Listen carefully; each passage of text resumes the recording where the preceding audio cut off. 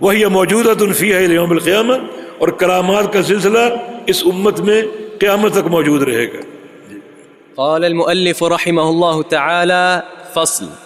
ثم من طريقة أهل السنة والجماعة اتباع آثار رسول الله صلى الله عليه وسلم باطنا وظاهرا، واتباع سبيل السابقين الأولين من المهاجرين والأنصار، واتباع وصية رسول الله صلى الله عليه وسلم حيث قال: عليكم بسنتي وسنة الخلفاء الراشدين المهديين من بعدي، تمسكوا بها وعضوا عليها بالنواجذ، وإياكم ومحدثات الأمور فإن كل بدعة ضلالة۔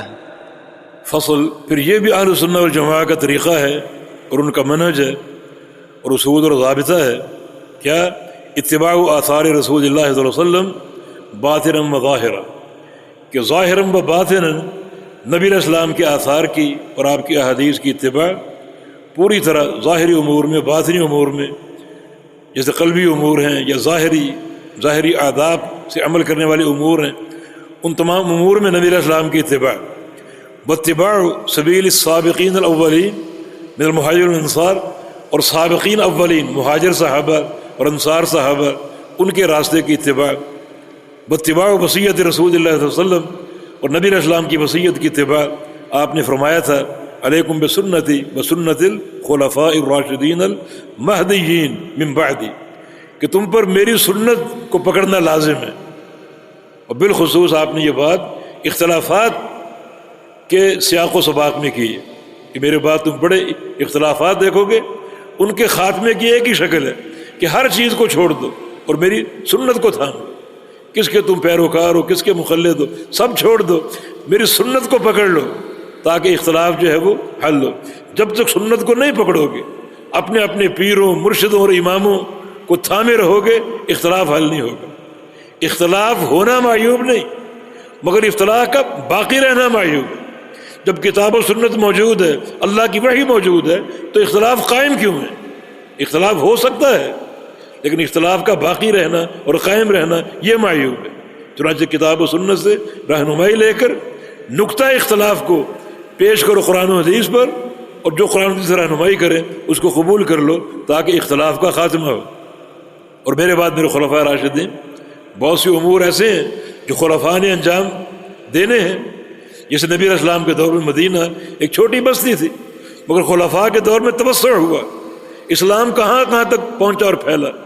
تو بہت سی سیاسی امور کی ترتیب دی، اور بہت سے ایسے جو ہیں وہ نظم کے حوالے سے کام کیے جو اللہ کے پیارے پیغمبر کے دور میں نہیں تھے، مگر ان کے اصول نبی علیہ السلام کی تعلیمات سے مستمد تھے۔ تو ان امور میں خلفاء سے رہنمائی لینا، تمسکوا بہا، اس کو مضبوطی سے پکڑ دو میری سنت کو اور خلفاء کی سنت کو، وعضوا علیہا بالنواجذ، اور داڑھوں میں دبالو میری سنت کو، وإیاکم ومحدثات الامور، اور نئے نئے امور سے بچو کیونکہ ہر نئی چیز بدعت ہے اور ہر بدعت گمراہی۔ ويعلمون أن أصدق الكلام كلام الله، وخير الهدي هدي محمد صلى الله عليه وسلم، ويؤثرون كلام الله على غيره من كلام أصناف الناس، ويقدمون هدي محمد صلى الله عليه وسلم على هدي كل أحد، ولهذا سموا أهل الكتاب والسنة، وسموا أهل الجماعة لأن الجماعة هي الاجتماع، وضدها الفرقة، وإن كان لفظ الجماعة قد صار اسما لنفس القوم المجتمعين۔ ويعلمون، اور اہل السنہ والجماعہ یہ بات جانتے ہیں دل کی گہرائیوں سے کہ ان اصدق الکلام کلام اللہ، سب سے سچا کلام اللہ تعالیٰ کا کلام ہے۔ بخیر الہدی ہدی محمد صلی اللہ علیہ وسلم، اور سب سے بہترین طریقہ اور ہدایت محمد صلی اللہ علیہ وسلم کی ہے۔ یؤثرون کلام اللہ علی غیرہ من کلام اصناف الناس، اللہ کے کلام کو ترجیح دیتے ہیں تمام لوگوں کے کلام پر۔ یقدمون ہدی محمد صلی اللہ علیہ وسلم، اور محمد رسول اللہ علیہ وسلم کی ہدایت کو اور آپ کے طریقے کو مقدم کرتے ہیں علی ہدی کل احد، ہر شخص کی ہدایت پر، ہر جماعت اور طبقے کی ہدایت پر اور طریقے پر۔ یہ اہل سنہ کا علم اور عقیدہ ہے کہ کلام اللہ کو سب سے زیادہ ان کو اقدمیت جو ہے وہ دیتے ہیں، اور نبی علیہ السلام کے طریقے کو سب سے زیادہ مقدم کرنے والے ہیں، اور آپ کے طریقے پر کسی کے قول کو رائے کو نہ مقدم کرتے نہ ترجیح دیتے ہیں، بلکہ اللہ کے پیارے پیغمبر کے فرمان کو اور آپ کے طریقے کو ہر ایک کے قول اور طریقے پر ترجیح دیتے ہیں۔ وَلِهَذَا سُمُّوا أَهْلَ الْكِتَابِ وَالسُّنَّةِ، اس لیے اس جماعت ناجیہ اور اس عظیم جماعت کا نام اہل الکتاب والسنہ رکھا گیا۔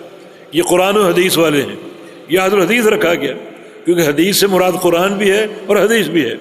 وَسُمُّوا أَهْلَ الْجَمَاعَةِ، اس جماعت کو اہل الجماعہ بھی کہا گیا، اہل السنہ والجماعہ، لأن الجماعۃ ہی الاجتماع، کیونکہ جماعت جو ہے اجتماع کا نام ہے، اکٹھا ہونے کا نام ہے۔ جماعت جو ہے وہ تفرق کو ختم کرتا ہے، اجتماعیت کو قائم کرتا ہے۔ ضد الفرقہ، اور جماعت کا ضد فرقہ ہے، فرقہ یا فرقہ بندی یا تفرق کا راستہ اپنانا، یہ جماعت کی ضد ہے۔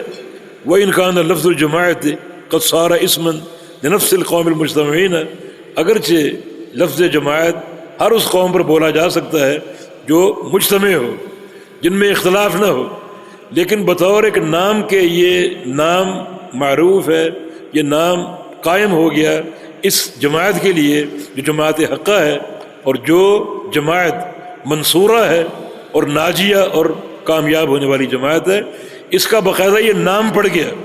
اگرچہ ہر وہ قوم جو مجتمع ہو، ہر وہ خاندہ جو مجتمع ہو، اس پر لفظ جماعت بولا جا سکتا ہے، لیکن بطور علم کے یہ نام اس جماعت کا ایک لازمی حصہ بن گیا۔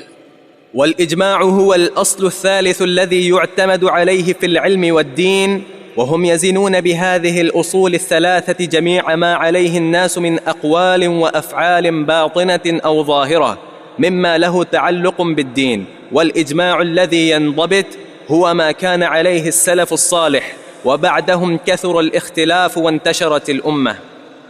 اجماع جو ہے امت کا اجماع، یہ تیسرا اصل ہے، تیسرا قاعدہ ہے اہل سنہ کا، الذی یعتمد علیہ فی العلم والدین، جس پر اعتماد کیا جاتا ہے علمی مسائل میں، امور میں اور دینی مسائل میں۔